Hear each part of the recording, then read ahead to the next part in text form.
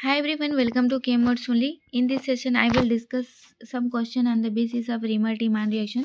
This is the last video of the name reaction series with the questions on the basis of this name reaction. अब आते हैं सबसे पहले question number 1 पे. Read करिए, इसको करने की खुद से ट्राई करिए. The Reimer Tiemann reaction convert phenol to. Phenol को किस में कन्वर्ट करता है? बेंजल्डिहाइड में नो, सैलिसिलडिहाइड में यस, बेंजोइक एसिड में नो, एनिसोल में नो. यहाँ पे जो हमारा रीमन-टीमान रिएक्शन का जो सबस्ट्रेट होता है, जो फिनॉल होता है, वो सैलिसिलडिहाइड में क्या होता है? कन्वर्ट होता है. क्वेश्चन नंबर 2 रीड करिए आप. क्वेश्चन नंबर 2 का क्या दिया है? The Reimer Tiemann reaction uses which reagent combination.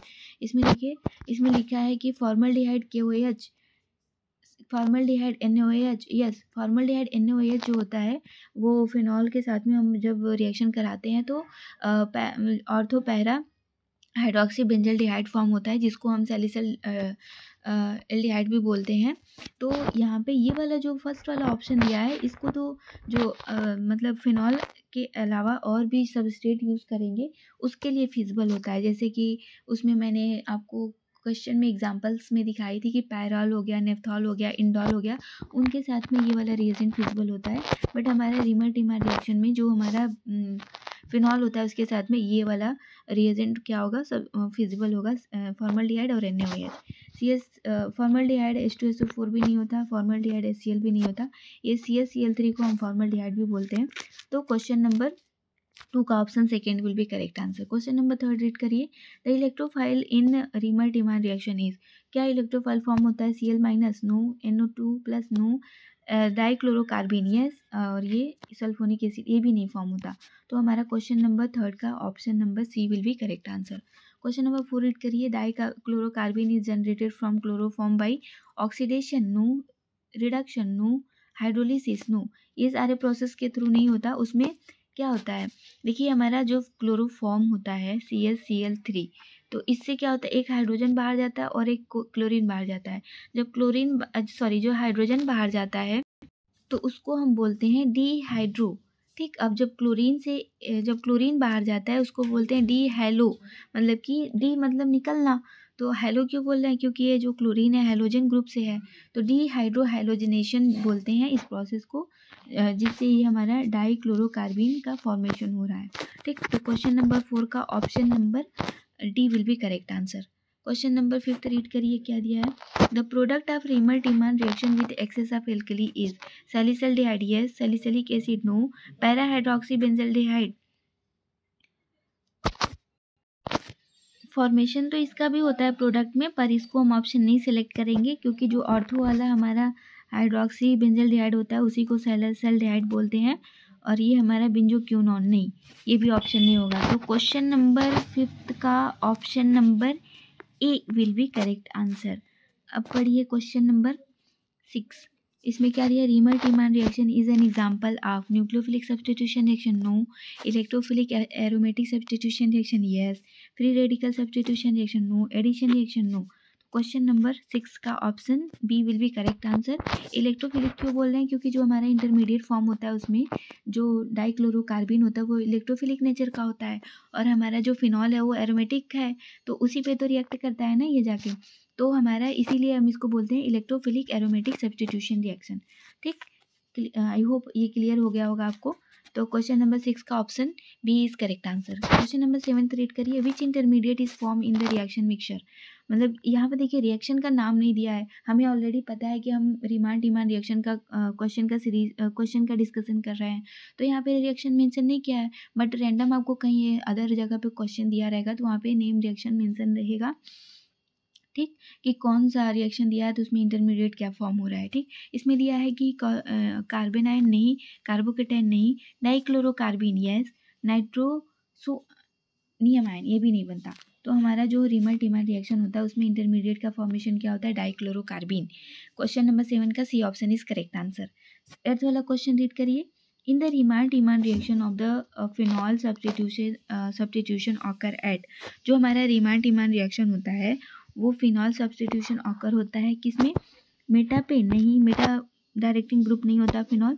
Ortho position पे यस, पैरा पे यस, बोथ ऑर्थो और पैरा पे होता है. तो हम इसके जा सकते हैं. ज़्यादा मेजर प्रोडक्ट तो हमारा कौन सा पैरा वाला बनता है, बट इसमें पूछा नहीं है कि कौन सा मेजर बनेगा, बस पूछा है कि किस पे सब्स्टिट्यूशन ऑकर होता है, तो हम ऑर्थो और पैरा पे टिक मार्क करेंगे।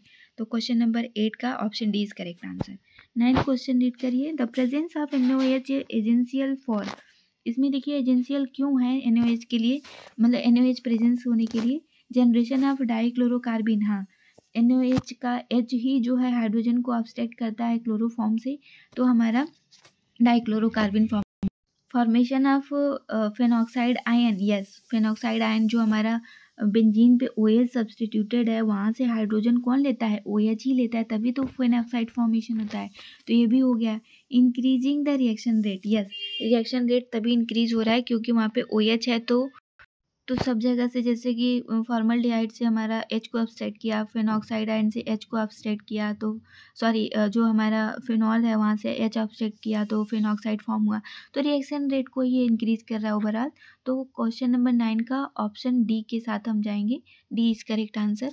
10 वाला क्वेश्चन रीड करिए, डाइक्लोरोकार्बिन इज, ये क्या है, न्यूक्लियोफाइल है, नहीं इलेक्ट्रोफाइल है, yes neutral and non reactive, नहीं न्यूट्रल तो है, सॉरी ये नॉन रिएक्टिव नहीं मानेंगे इसको क्योंकि ये रिएक्टिव है, इसके पास डिफिशियंसी है इलेक्ट्रॉन की, तो इलेक्ट्रॉन लेके अपने आप को, अपने जो इसकी ऑक्टेट है कंप्लीट करना चाहेगा, तो ये नॉन रिएक्टिव नहीं है, रिएक्टिव है, ठीक।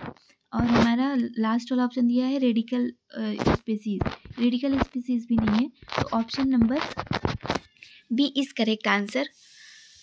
अब क्वेश्चन नंबर 11 रीड करिए, Reimer Tiemann reaction introduces which group into the aromatic ring, कौन से ग्रुप को इंट्रोड्यूस करता है, हमारा एरोमेटिक जो रिंग है यानी कि जो फिनॉल है उसमें क्या सब्स्टिट्यूट होता है जाके, CHO एल्डिहाइड सब्स्टिट्यूट होता है, CH3 भी नहीं होता, COH भी नहीं होता, NO2 भी नहीं होता, इसलिए क्वेश्चन नंबर 11 का option B is correct answer.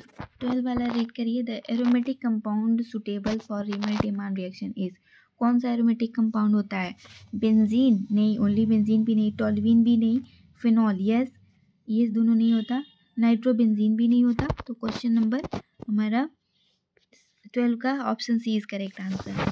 Salicylaldehyde form in reaction, कौन से वाले रिएक्शन में फॉर्म होता है, ortho hydroxyl benzene yes, para hydroxyl benzene नहीं, रीमन डिमांड रिएक्शन में ऑर्थो और पैरा हाइड्रोक्सिल बेंजीन दोनों फॉर्म होता है, लेकिन सैलिसल्डिहाइड हम ऑर्थो हाइड्रोक्सिल बेंजीन को ही बोलते हैं, मेटा वाला भी नहीं बनता, हाइड्रोक्सी बेंजोइक एसिड को भी नहीं बोलते, तो option number A is correct answer for question number 13।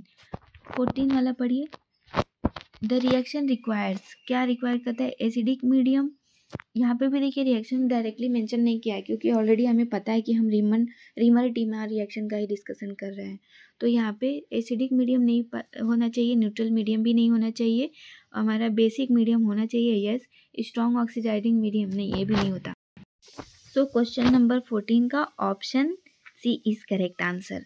15 वाला रीड करिए, which of the following is a by product, कौन सा बाई प्रोडक्ट फॉर्म होता है रीमर डिमांड रिएक्शन में, तो देखिए यहाँ पे HCl, हाँ जो फर्स्ट वाला स्टेप था जिसमें हम क्लोरोफॉर्म से डाइक्लोरोकार्बिन का फॉर्मेशन कर रहे हैं, वहाँ से एक H और एक Cl निकल रहा है, तो HCl बना के वो बाहर निकल जा रहा है, तो यही बाई प्रोडक्ट बनता है, CO2 भी नहीं बनता, H2 भी नहीं बनता, Cl2 भी नहीं बनता, तो यहाँ पे बाई प्रोडक्ट हमारा क्या बनता है, HCl बनता है, ठीक।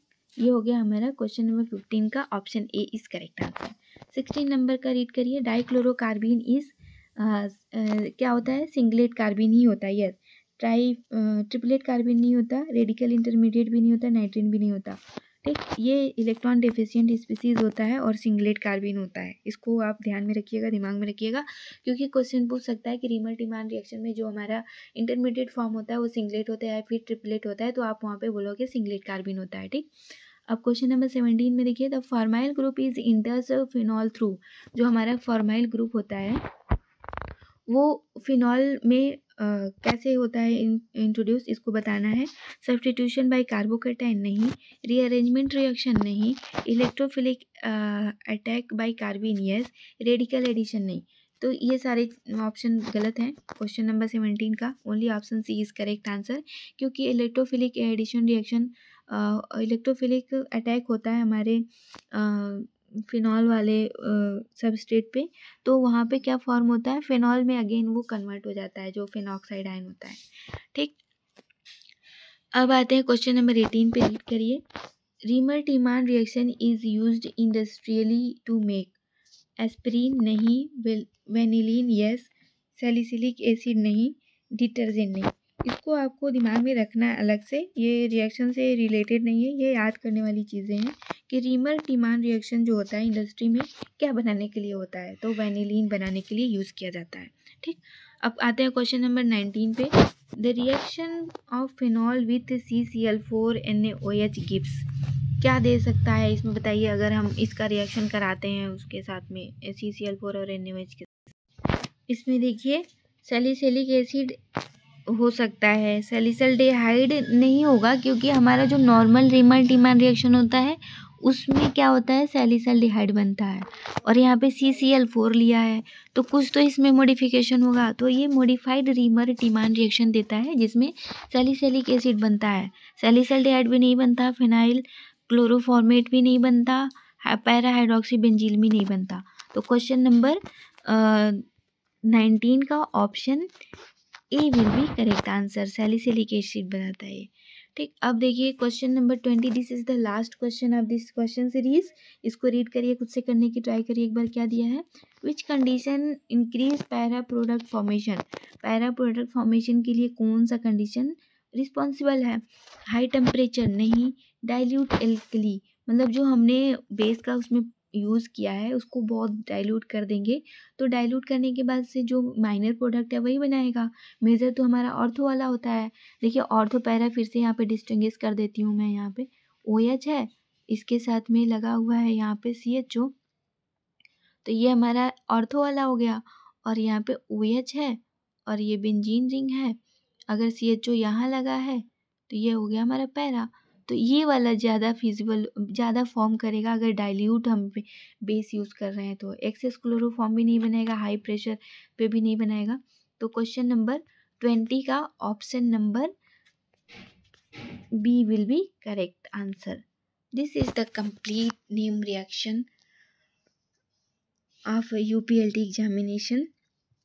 अब आप पे डिपेंड करता है, सब लोगों ने मैसेज कर करके मतलब बोल रहा था कि मैम करा दीजिए, मैंने रिएक्शन सारे डिस्कस कर दिए हैं, कुछ ही लोग हैं, 4-5 लोग हैं जो पढ़ रहे थे, तो आप लोग अच्छे से नोट्स बना लो, इस क्वेश्चन सीरीज़ का प्रैक्टिस कर लो, डेफिनेटली आप 5 मार्क्स पा जाओगे। जितना भी मैंने अभी तक डिस्कस की है इस नेम रिएक्शन के सीरीज़ में, सारी चीज़ों को दिमाग में रखिएगा और लिख के प्रैक्टिस करिएगा, ज़रूर नोट्स बना लीजिएगा। मेंस में भी ये बहुत अच्छा काम करेगा, क्योंकि वहाँ पे नेम रिएक्शन अगर पूछता है तो वहाँ पे डेफिनेशन और मैकेनिज़्म ही तो लिखना है, तो ये सारी चीज़ें बहुत ही हेल्पफुल होंगी। चलिए, आपका 5 मार्क्स का मैं काम कर दी हूँ, अब आप पे डिपेंड करता है कितना आप रिविज़न करते हो, प्रैक्टिस करते हो। Thank you very much. मुझे भी थोड़ा हैप्पीनेस हो रहा है कि चलो एक कमिटमेंट था आज कंप्लीट हो गया। Thank you. इसी वीडियो के साथ में मिलते हैं कभी और किसी चैप्टर के साथ, अब तब तक तो एग्ज़ाम हम लोग का कंप्लीट हो जाएगा। Thank you.